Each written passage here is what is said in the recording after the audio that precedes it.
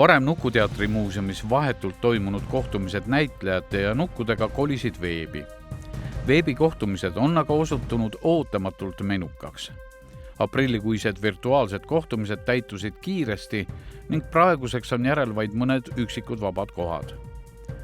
Eesti Noorsooteatri näitlejad ja nende nukud kohtuvad laste ja noortega virtuaalselt veebikeskkonnas Zoom. Kohtumisel avanevad mitmed teatrielu saladused. Näitleja tutvustab nii oma eesriidetagust kui ka lavapealset tööd ja näitab nukke, kellega ta lavastuses on mänginud. Kuulda saab iga nuku sünniloost, eripäradest, iseloomust ja lavateest. Kohtumised kestavad umbes 40 minutit. Virtuaalkohtumised on eelregistreerimisega tasulised ja grupi suurus kuni 30 osalejat. Täpsem teave ootab huvilisi Noorsooteatri kodulehel.